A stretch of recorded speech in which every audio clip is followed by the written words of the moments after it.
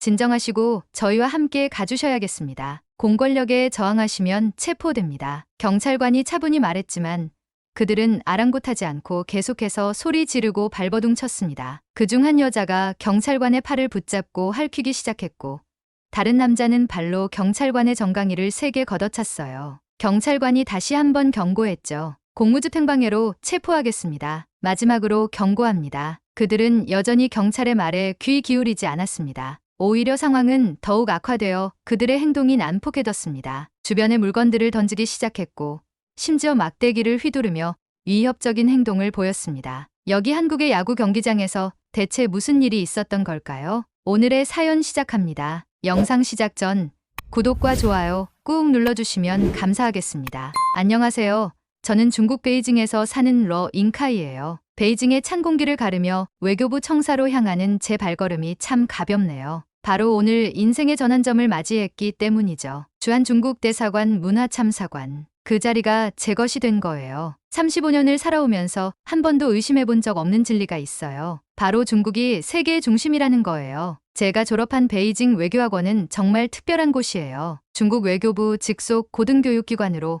외교관 양성이 주 목적이죠. 캠퍼스는 작지만 그 안에서 이뤄지는 교육의 깊이는 어마어마해요. 자크 시라크 전 프랑스 대통령이 중국 최고의 외교관 교육기관이라고 칭찬했을 정도니까요. 저희 학교에서는 매년 모의 유엔을 개최해요. 제가 3학년 때 의장을 맡았는데 그때 경험이 지금도 큰 자산이 되고 있어요. 물론 영어 실력도 꽤 늘었죠. 우리 학교 학생들의 평균 영어 실력이 중국 최고 수준이라는 것도 자랑할 만해요. 우리 학교 총장님은 종종 CCTV에 나와 세계 정세에 대해 해설하세요. 그럴 때마다 나도 언젠가 저 자리에 앉아있겠지라고 생각했어요. 지금 제가 한국으로 가게 된 것도 그 꿈을 향한 첫걸음이라고 생각해요. 원자바오 전 총리가 우리 학교를 중국 외교관의 요람이라고 칭했는데 정말 그 말씀이 맞아요. 제 동기들 대부분이 지금 세계 곳곳에서 중국을 대표하고 있으니까요. 우리가 배운 지식과 안목으로 중국의 위대함을 세계에 알리고 있는 거죠. 베이징 외교학원에서 국제관계학을 전공하던 시절이 떠오르네요. 수석 졸업이 당연하다고 여겼던 제 자신이 좀 우습긴 해요. 하지만 그때의 자신감이 지금의 저를 만들었다고 생각해요. 졸업식 날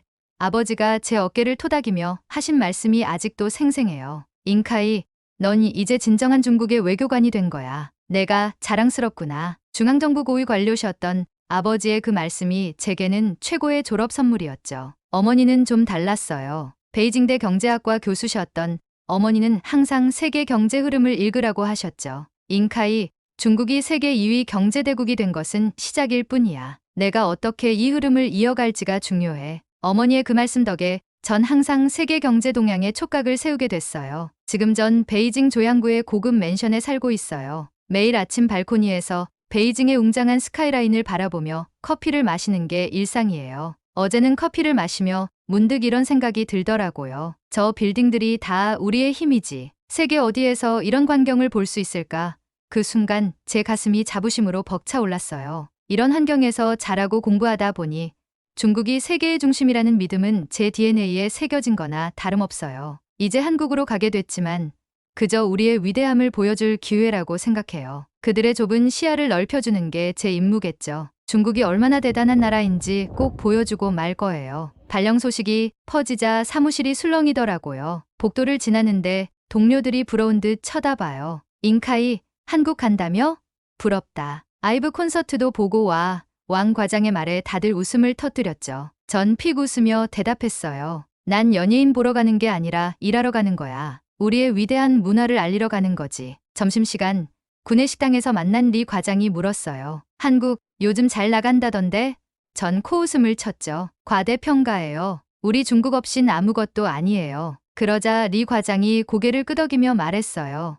맞아. 지난주 한국 출장 갔다 왔는데 명동에 중국인 관광객이 얼마나 많던지 그들 덕에 먹고 사는 것 같더라. 서울행 비행기에 탑승했어요. 옆자리 승객이 한국 드라마를 보고 있더라고요. 호기심에 잠깐 봤는데 별로더라고요. 그저 유치한 로맨스물에 불과해 보였어요. 전 고개를 돌려 창밖을 바라봤어요. 곧 내가 그들에게 진정한 문화의 깊이를 보여주겠어. 인천공항에 발을 딛는 순간 묘한 기분이 들었어요. 이곳에서 무언가가 시작될 것 같은 예감이랄까요?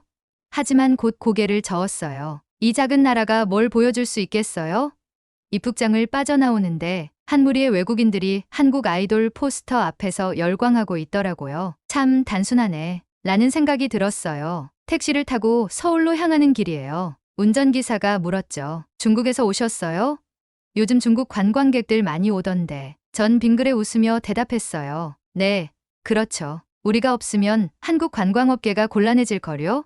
그러자 기사님이 쑥스러운 듯 웃더라고요. 아, 네, 그렇죠. 창밖으로 스쳐 지나가는 서울 풍경이 보이네요. 남산타워, 한강, 고층 빌딩들. 화려해 보이지만 그저 그래요. 베이징이나 상하이에 비하면 아무것도 아니에요. 특히 우리 베이징의 CCTV 본사 건물이나 상하이 타워에 비하면 초라하기 그지없죠. 대사관으로 향하는 길, 전 결심했어요. 이곳에서 중국의 위대함을 증명해 보이겠어요. 그들의 눈을 뜨게 해주겠어요. 작은 나라의 한계를, 그리고 우리의 무한한 가능성을요. 머릿속으로 이미 문화 교류 프로그램들을 구상하고 있었어요. 중국 전통 오페라 공연을 열어볼까? 아니면 대규모 레이저와 드론 전시회는 어떨까? 이런 생각을 하니 가슴이 벅차오르네요. 대사관에 부임한 지 일주일 후 저는 특별한 임무를 받았어요. 한중 문화기술 교류 행사를 준비하라는 거였죠. 처음에는 의아했어요. 문화와 기술이 무슨 상관이지? 하고 말이에요. 하지만 곧 현대 문화산업에서 기술의 역할이 얼마나 중요한지 이해하게 됐죠. 영화 특수효과, 게임 그래픽, 홀로그램 공연 등 첨단 기술이 문화 콘텐츠 제작에 깊이 관여하고 있더라고요. 이 행사를 준비하면서 한국의 기술 산업을 직접 체험해볼 기회가 생겼어요. 솔직히 처음엔 별 기대를 하지 않았죠. 중국보다 뭐가 더 대단하겠어 하는 생각이었거든요. 하지만 서울 거리에 나서자마자 제 생각이 틀렸다는 걸 깨달았어요. 곳곳에 설치된 디지털 안내판, 버스 정류장의 실시간 도착 정보 시스템, 항공권이나 지하철역의 첨단 무인 발권기 등 처음엔 그저 겉모습일 거라 여겼는데 직접 사용해보니 놀랍도록 편리하더라고요. 특히 5G 네트워크의 성능에 놀랐어요. 지하철을 타고 이동하면서도 끊김없이 고화질 동영상을 시청할 수 있었거든요. 중국에서도 5G 서비스를 하고 있지만 이 정도로 안정적이진 않았어요. 하지만 쥐똥만한 면적의 땅이라 가능하겠죠. 우리 중국은 워낙 거대한 대국이라 물리적인 면에서 어쩔 수 없다고 봐요. 이 정도 땅덩어리에 우리가 네트워크를 깔았다면 훨씬 더 뛰어난 성능을 보여줬을 거예요. 행사 준비의 일환으로 반도체 산업 시찰도 포함됐어요. 삼성전자와 SK하이닉스 공장을 방문하게 된 거죠. 처음엔 그리 특별한 게 있겠어 싶었는데 직접 보고 나니 충격의 연속이었어요. 이 첨단 기술들이 어떻게 문화산업을 혁신하고 있는지, 그리고 한국이 이 분야에서 얼마나 앞서 있는지 몸소 체감하게 됐죠. 그날 오후에 바로 삼성전자 화성 공장을 방문했어요. 처음엔 우리 화웨이나 다른 중국 기업들의 공장과 뭐가 다르겠어? 라고 생각했죠. 그런데 클린룸에 들어가 보니 입이 떡 벌어졌어요. 상상 이상으로 정교하고 복잡한 공정이 눈앞에 펼쳐지는데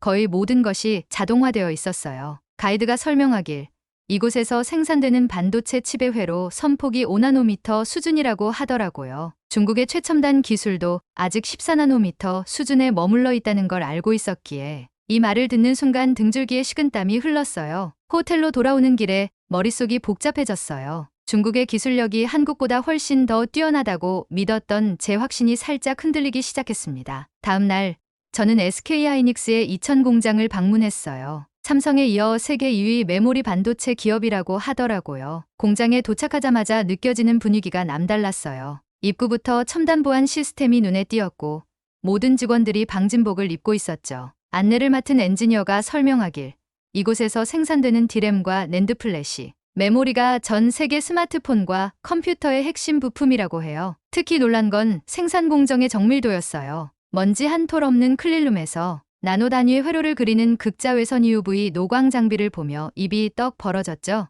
이 장비로 7나노미터 공정을 구현하고 있어요. 곧 5나노, 3나노 공정도 상용화할 예정이고요. 엔지니어의 설명에 저도 모르게 감탄사가 나왔어요. 전날 삼성 공장에서 들었던 이야기가 떠올랐죠. 중국의 최첨단 기술이 아직 14나노미터 수준에 머물러 있다는 사실이 다시 한번 가슴을 무겁게 했어요. 그럼 우리나라와 비교했을 때 한국의 기술 수준은 얼마나 앞서 있는 건가요? 제 질문에 엔지니어는 잠시 망설이더니 조심스럽게 대답했어요. 정확한 수치를 말씀드리기는 어렵지만 최소 3, 4년 이상 앞서 있다고 봐요. 특히 EUV 장비 운용 기술은 더 큰 격차가 있죠. 이 말을 듣는 순간 다시 한번 등줄기에 식은땀이 흘렀어요. 3, 4년이라는 시간이 이 업계에서 얼마나 큰 의미인지 잘 알고 있었거든요. 점심시간 공장군의 식당에서 한 연구원과 대화를 나눴어요. 그는 한국 반도체 산업의 세계 시장 점유율에 대해 이야기해 주었죠. 우리나라가 메모리 반도체 시장의 70% 이상을 차지하고 있어요. 특히 디램은 거의 독점 수준이죠. 이 말을 듣고 저는 깊은 생각에 잠겼어요. 중국 정부가 수천억 달러를 투자해 반도체 산업을 육성하려 하지만 아직 이 정도 수준에는 한참 못 미친다는 걸 인정할 수밖에 없었죠. 오후에는 반도체 장비 기업인 원익 IPS를 방문했어요. 이곳에서 생산되는 증착 장비가 세계 시장의 상당 부분을 차지한다고 하더라고요. 심지어 중국 기업들도 이 회사의 장비를 사용한다는 말에 놀랐어요. 우리 장비 없이는 고성능 반도체를 만들기 어려워요. 전 세계 주요 반도체 기업들이 우리 제품을 사용하고 있죠. 회사 임원의 말에 고개를 끄덕이면서도 한편으로는 묘한 기분이 들었어요. 중국 기업들이 이렇게 한국 기술에 의존하고 있다는 사실이 불편하게 느껴졌거든요. 하루 일정을 마치고 호텔로 돌아오는 길에 휴대폰을 꺼내봤어요. 화면에 파워드 바이 삼성이라는 문구가 눈에 들어왔죠. 그제서야 깨달았어요. 제가 쓰는 이 최신형 중국 스마트폰의 핵심 부품이 바로 한국산이었다는 걸요. 밤늦게 보고서를 작성하면서 오늘 본 것들을 정리해봤어요. 한국의 반도체 기술력, 세계 시장 점유율, 그리고 미래 기술 개발 현황까지 모든 것이 제가 알고 있던 것보다 훨씬 앞서 있었죠. 보고서를 마무리하며 이런 생각이 들었어요. 우리가 너무 자만했던 건 아닐까? 한국의 이런 모습을 보고 배워야 하는 건 아닐까? 하지만 이내 고개를 저었죠. 아니야.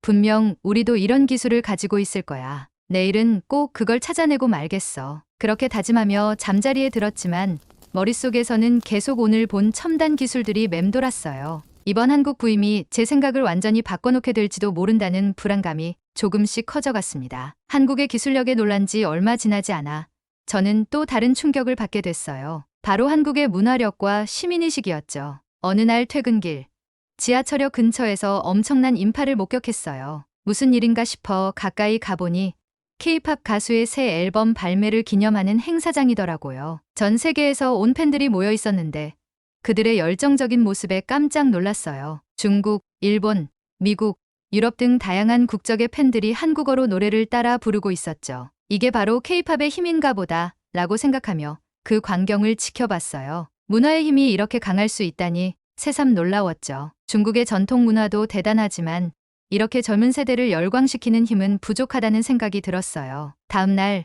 한국 영화를 보기 위해 극장에 갔어요. 영화 자체도 훌륭했지만 더 놀라웠던 건 관객들의 행동이었어요. 영화가 끝나고 나서 모든 사람들이 자기 자리에 쓰레기를 깔끔하게 정리하는 모습을 봤거든요. 심지어 음료컵과 팝콘통을 분리수거까지 하더라고요. 화장실에 갔을 때도 놀랐어요. 긴 줄이 있었지만 모두가 질서정연하게 기다리고 있었죠. 누구 하나 새치기 하는 사람이 없었어요. 게다가 화장실 휴지도 필요한 만큼만 사용하고 손을 씻을 때 물을 아껴 쓰는 모습도 인상적이었어요. 화장실 사용 모습도 인상적이었어요. 휴지는 필요한 만큼만 쓰고 손 씻을 때도 물을 아끼더라고요. 부스 내부는 마치 아무도 사용하지 않은 것처럼 깨끗해서 한 사람이 쓰고 나오면 바로 청소하나 싶을 정도였죠. 북미나 유럽에서 본 모습들이 한국에서도 보이니 좀 놀랐어요. 솔직히 중국은 대도시 호텔 정도는 돼야 이런 청결함을 느낄 수 있거든요. 순간 한국이 선진국인가 하는 생각이 스쳐 지나갔죠. 하지만 곧 고개를 저었어요. 아, 여긴 서울 한복판이지. 지방에 가면 분명 중국이랑 비슷할 거야. 그렇게 생각하니 마음이 좀 편해졌어요. 결국 중국이 더 앞서 있다는 믿음은 변함없었죠. 며칠 후 한강공원에 산책을 나갔다가 또 한 번 놀랐어요. 수많은 사람들이 공원을 이용하고 있었는데 쓰레기 하나 없이 깨끗했거든요. 심지어 자전거 도로와 보행자 도로가 명확히 구분되어 있어 충돌 없이 모두가 안전하게 이용하고 있었죠. 공원 한편에서는 즉석 공연이 열리고 있었어요. 젊은 뮤지션들이 자신들의 음악을 선보이고 있었는데 그 수준이 대단했어요. 주변에 모인 사람들도 조용히 감상하며 박수를 보내고 있었죠. 공연이 끝난 후에는 모두가 자발적으로 주변 정리를 도왔고요. 우리 중국인은 길거리를 걸으며 손에 쓰레기가 나오면 자연스럽게 버리는 게 일상이에요. 환경미화원도 일거리를 줘야 하니까요. 이런 점에서 한국의 깨끗한 거리를 보며 좀 의아했죠. 너무 깨끗해서 오히려 불편한 거 아닐까 하는 생각도 들었어요. 결국 중국식이 더 실용적이라는 믿음은 변함없었답니다. 한 번은 길을 걷다가 우연히 초등학교 앞을 지나게 됐어요. 마침 학교 시간이었는데 학부모들과 선생님들이 함께 나와 교통안전 지도를 하고 있더라고요. 아이들의 안전을 위해 지역사회가 함께 노력하는 모습이 눈에 띄었죠. 처음엔 와, 대단하네라고 생각했지만 곧 의문이 들었어요. 사람을 고용하면 되는데 뭐하러 바쁜 학부모를 불러서 무료 봉사를 시키지? 중국이었다면 아마 교통경찰이나 안전요원을 고용해서 이 일을 맡겼을 거예요. 이게 과연 효율적일까? 오히려 학부모들의 시간만 뺏는 거 아닐까? 한국의 이런 문화가 좀 이해가 안 됐어요. 우리 중국의 방식이 더 합리적이라는 생각이 들었답니다. 하지만 한국에서 보게 된 여러 모습들, 깨끗한 거리와 화장실, 질서, 정연한 공공장소, 그리고 시민들의 자발적인 참여, 이런 것들을 보면서 점점 불편한 감정이 커져갔어요. 머리로는 이게 선진국의 모습이라는 걸 알고 있었지만 마음 한구석에서는 인정하기 싫었죠. 설마 한국이 중국보다 앞서 있다고 이런 생각을 하면 할수록 더 부정하고 싶어졌어요. 우리나라를 깎아내리는 것 같아 마음이 불편했거든요. 한국의 발전상을 인정하는 게 이렇게 어려운 일인 줄 몰랐죠. 하지만 다음 일을 겪고 나서는 한국이 선진국이라는 것을 인정할 수밖에 없었습니다. 한 주말 동료의 제안으로 프로야구 경기를 보러 야구장에 가게 됐어요. 솔직히 별 기대는 안 했죠. 야구? 미국 스포츠 아닌가? 한국에서 뭘 볼 게 있겠어? 라고 생각했거든요. 하지만 야구장에 도착하자마자 예상 밖의 광경에 놀랐어요. 경기 시작 2시간 전인데도 이미 많은 팬들이 모여 있었고 열정적으로 응원 준비를 하고 있더라고요. 이렇게 열성적일 줄이야. 더 놀라운 건 먹거리 문화였어요. 동료가 치맥이라는 걸 권하더라고요. 치킨과 맥주를 함께 즐기는 문화라나 뭐라나. 처음엔 좀 어이없었죠. 경기장에서 이런 걸 먹는다고? 그래도 호기심에 한 입 먹어봤는데 맛있더라고요. 물론 중국 음식만큼은 아니지만요. 하지만 한 손으로 먹기 쉽게 만든 일회용기의 아이디어는 참신하더군요. 음료수 컵 위에 뚜껑 부분이 오목한 그릇으로 되어 있고 중간엔 빨대가 있어 양손으로 음료수와 치킨을 들고 가지 않아도 되게 해놨더라고요. 특히 제가 앉은 자리 근처에 있는 BBQ 존이 정말 인상적이었죠. 야구를 보면서 직접 고기를 구워 먹을 수 있다니 상상도 못했거든요. 동료의 제안으로 우리도 BBQ 존에서 고기를 구워 먹기로 했어요. 불판에서 지글지글 고기 구워지는 소리, 코를 자극하는 고소한 냄새, 마치 야외 바비큐 파티에 온 것 같았어요. 옆자리 가족들과도 자연스럽게 대화가 시작됐어요. 그들은 제가 외국인이라는 걸 알고는 한국식 고기 먹는 방법을 친절하게 알려주더라고요. 상추에 고기를 싸서 먹는 건 처음 해봤는데 정말 맛있었어요. 그 가족의 어린아이가 저에게 직접 쌈을 싸서 건네주는데 그 순간 당황했지만 왠지 모를 따뜻함을 느꼈죠. 잔디석에 앉아있는 사람들도 눈에 띄었어요. 돗자리를 펴고 피크닉 온 것처럼 편하게 앉아서 경기를 즐기고 있더라고요. 어떤 이들은 치킨과 맥주를, 또 어떤 이들은 김밥이나 도시락을 먹고 있었어요. 이렇게 다양한 방식으로 야구를 즐길 수 있다는 게 신기했죠. 문득 중국의 스포츠 경기장 문화가 떠올랐어요. 대부분 좌석에 앉아서 경기만 관람하는 게 전부였죠. 먹거리라고 해봐야 간단한 스낵이나 음료수 정도. 이렇게 다양하고 풍성한 먹거리 문화는 없었어요. 게다가 중국에서는 음주 중 소란이 일어나는 것을 막고자 경기장 내에 음주가 금지되어 있는 경우가 많아서 이렇게 자유롭게 맥주를 마시며 경기를 즐기는 모습이 특히 인상적이었죠. 경기 중간에 우연히 맥주를 옆 사람에게 쏟을 뻔한 해프닝이 있었어요. 깜짝 놀라서 어쩔 줄 몰라 하고 있는데 오히려 그 옆 사람이 저를 안심시키더라고요. 괜찮아요. 실수는 누구나 할 수 있죠. 다행히 안 쏟았네요. 그러면서 웃음 지었어요. 중국이었다면 아마 큰 싸움이 났을지도 모를 일인데 이렇게 너그럽게 넘어가는 모습에 또 한 번 놀랐죠. 경기가 시작되자 또 다른 충격이 왔어요. 관중들이 일제히 응원가를 부르기 시작했는데 마치 거대한 콘서트장에 온 것 같았어요. 매 타자마다 다른 응원가가 있고 모든 관중이 그 노래를 완벽하게 외우고 있더라고요. 이게 다 무슨 소용이람 하고 생각했지만 그 단합력과 열기만큼은 인정할 수밖에 없었죠. 그리고 경기 중간에 치어리더들의 공연이 있었는데 그때 삐끼삐끼 춤이라는 걸 처음 봤어요. 치어리더들이 거울을 보며 화장을 고치는 듯한 동작으로 시작해서 귀여운 춤을 추더라고요. 처음엔 이게 뭐지 싶었는데 관중들의 반응이 엄청났어요. 다들 따라하면서 즐거워하더라고요. 동료가 설명해 주길 이 삐끼삐끼 춤이 요즘 전 세계적으로 인기라고 하더라고요. 유튜브, 인스타그램, 틱톡의 숏폼 영상 콘텐츠로 유행하면서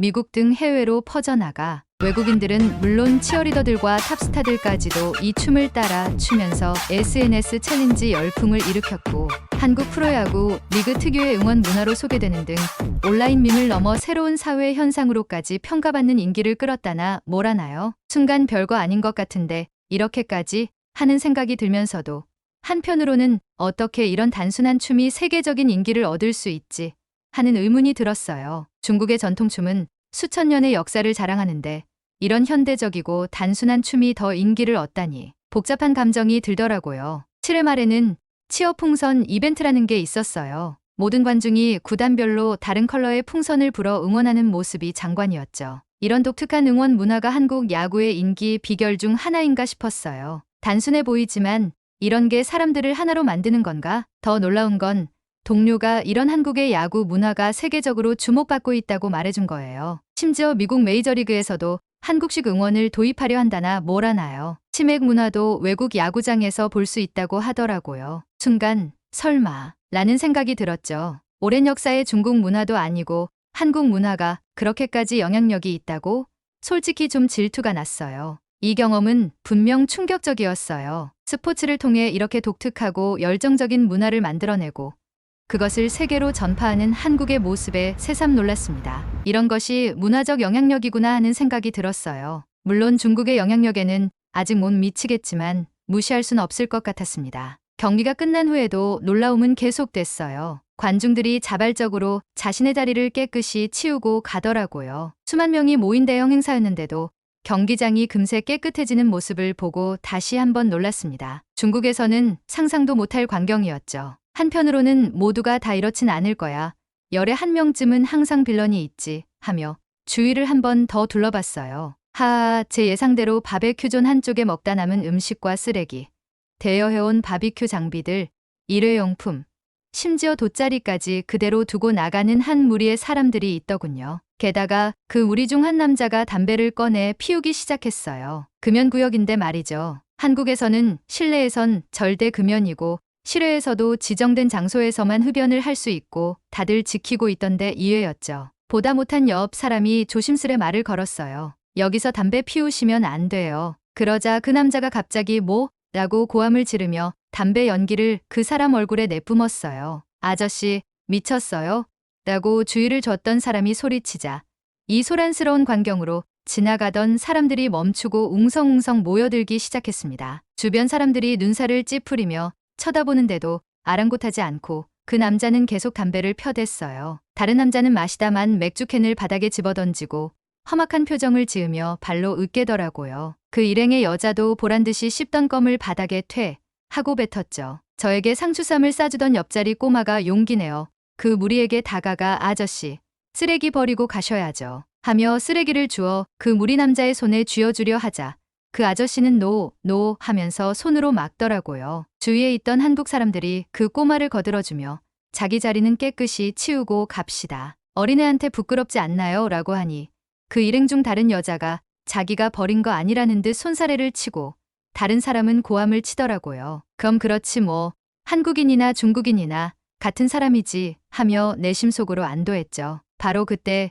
그 꼬마의 부모님과 주위 한국인들이 몰려와 그들에게 항의하기 시작했어요. 그러자 그 담배를 피던 남자는 상의를 올려 배를 까더니 고래고래 소리 지르기 시작했는데 순간 제 얼굴이 화끈거렸어요. 그 무리가 중국인이었던 거예요. 주변에서 한국 사람들이 수군거리는 소리가 들렸어요. 또 중국인이야? 대체 중국 애들은 왜 저렇게 민폐를 끼쳐? 지네 나라에서나 쓰레기 버리지 왜 남의 나라까지 와서 쓰레기를 투척해? 라고 하더라고요. 더 충격적인 건 그 중 한 남자가 갑자기 바지를 내리고 공공장소에서 소변을 보기 시작한 거예요. 사람들이 경악한 채 쳐다보는데 그는 아무렇지 않다는 듯이 웃고 있었어요. 그 순간 저는 정말 땅이 갈라져 숨고 싶었어요. 그때 경찰과 경비원들이 도착해서 중국인들을 저지했어요. 그러자 그 중국인 무리는 더욱 격렬하게 반응했어요. 한 남자가 갑자기 경찰관을 향해 고함을 지르며 달려들었죠. 우리가 뭘 잘못했다고?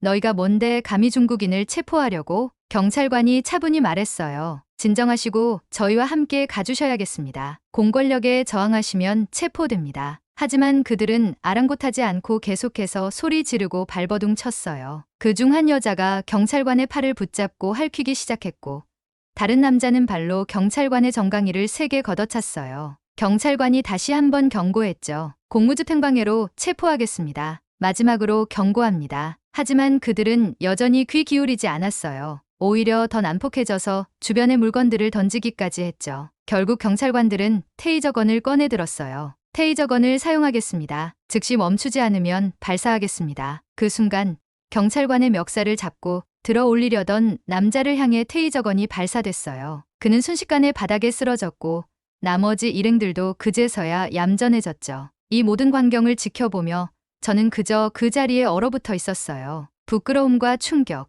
그리고 분노가 뒤섞인 채 말이죠. 한국을 깎아내리려던 제 의도는 완전히 무너져 버렸고 우리나라의 부끄러운 모습만 적나라하게 드러났어요. 주변 한국인들의 차가운 시선과 비난 속에서 저는 그제서야 인정할 수밖에 없었습니다. 한국이 진정한 선진국이라는 걸, 그리고 우리에겐 아직 배울 게 너무나도 많다는 걸요. 이 사건은 제 마음 속 깊이 각인되어 앞으로 오랫동안 잊히지 않을 것 같았습니다. 야구장에서의 충격적인 경험 이후 저는 한동안 마음을 추스르기 힘들었어요. 하지만 일은 계속해야 했죠. 얼마 후 유엔 총회에 중국 대표단의 일원으로 참석하게 되었어요. 여기서야 우리나라의 위상을 보여줄 수 있겠지라는 생각으로 뉴욕으로 향했습니다. 총회가 시작되고 여러 나라 대표들의 연설을 들으며 세계 정세를 파악하고 있었어요. 그런데 갑자기 중동 문제를 두고 미국과 러시아 대표 사이에 격렬한 논쟁이 벌어졌죠. 양측 다 물러설 기미가 보이지 않았고 회의장 분위기는 점점 험악해져 갔어요. 그때였어요. 한국 대표가 발언권을 얻어 나섰습니다. 처음엔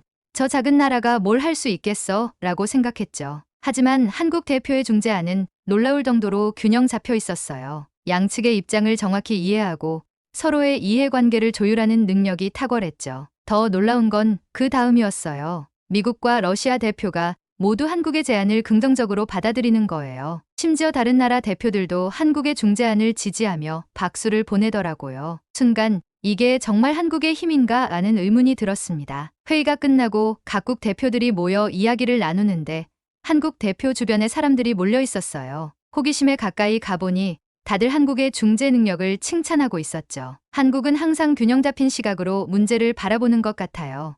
작은 나라지만 외교적 영향력이 대단해요. 라는 말들이 들렸어요. 그 순간 저는 깨달았어요. 한국의 외교력이 단순히 거대한 인구와 경제력에 기반한 게 아니라 오랜 시간 쌓아온 신뢰와 능력에서 나온다는 거요. 중국도 유엔 안전보장이사회 상임이사국이지만 이렇게 자연스럽게 다른 나라들의 신뢰를 얻는 모습은 보기 힘들었거든요. 다음 날 유엔 본부 근처 카페에서 우연히 한국 대표를 마주쳤어요. 용기를 내어 대화를 시도했죠. 어제 중재 능력이 정말 인상적이었습니다. 비결이 뭔가요? 한국 대표는 미소를 지으며 대답했어요. 특별한 비결은 없어요. 다만 모든 나라의 입장을 이해하려 노력하고 공정한 해결책을 찾으려 할 뿐이죠. 우리나라가 과거에 겪었던 어려움들이 오히려 도움이 되는 것 같아요. 그 말을 듣고 보니 한국의 역사가 새롭게 보이더라고요. 강대국들 사이에서 균형을 잡아야 했던 경험, 전쟁과 분단을 겪으면서도 경제 성장을 이뤄낸 저력, 이런 것들이 오늘날 한국의 외교력으로 이어진 거겠죠. 총회 기간 동안 계속해서 한국 대표단의 활약을 지켜봤어요. 기후변화 문제에서도 개발도상국 지원 문제에서도 한국은 항상 중요한 역할을 했어요. 특히 인상 깊었던 건 한국이 제안한 그린 뉴딜 정책이 많은 나라들의 호응을 얻는 모습이었죠. 회의 막바지에 이르러 유엔 사무총장이 한국의 기여를 특별히 언급했어요. 한국은 세계 평화와 발전에 큰 역할을 하고 있습니다. 그들의 경험과 지혜는 우리 모두에게 귀중한 자산입니다. 그 말을 들으며 저는 제가 얼마나 한국을 잘못 봤는지 깨달았어요. 뉴욕에서의 일정을 마치고 서울로 돌아오는 비행기 안에서 저는 그동안의 경험을 곰곰이 되새겨봤어요. 한국의 기술력, 시민의식, 그리고 이제 목격한 외교력까지. 제가 알고 있던 한국은 정말 빙산의 일각에 불과했던 거예요. 서울에 도착해 택시를 타고 가면서 거리의 풍경이 새롭게 보이기 시작했어요. 깔끔한 거리, 질서 정연한 교통, 어디서나 볼 수 있는 첨단 기술들. 이 모든 게 단순한 겉모습이 아니라 한국의 진정한 힘이라는 걸 이제야 알겠더라고요. 대사관으로 돌아와 보고서를 쓰면서 저는 결심했어요. 더 이상 한국을 얕보지 않고 오히려 배울 점을 찾아야겠다고요. 우리나라도 언젠가 이렇게 세계의 신뢰를 받는 나라가 될 수 있을까? 그 과정에서 한국의 경험이 도움이 될 수 있지 않을까? 이제 제 임무는 달라져야 할 것 같아요. 단순히 중국의 위대함을 알리는 게 아니라 한국과 중국이 서로 협력할 수 있는 방법을 찾는 거죠. 이게 바로 진정한 문화교류가 아닐까요? 한국에 온 지 몇 개월 만에 제 세계관은 완전히 뒤집혔어요. 하지만 이게 끝이 아니라 새로운 시작이라는 생각이 듭니다. 앞으로 이 두 나라 사이에서 어떤 역할을 할 수 있을지 기대 반 걱정 반으로 새로운 내일을 맞이할 준비를 합니다. 오늘의 감동 택배 사연을 마치겠습니다. 한국에 와본 경험이 없는 중국인은 한국을 얕보고 관심 없거나 싫어한다지만 한국에 한 번이라도 와 본 중국인은 한국을 좋아하고 칭찬한다고 하죠. 러잉카이 씨도 한국에 대해 제대로 알게 됐으니 다행입니다. 앞으로 외교관으로서 객관적인 시각으로 성장하시길 바라겠습니다. 마지막으로 구독과 좋아요 부탁드려요. 끝까지 시청해 주셔서 감사합니다.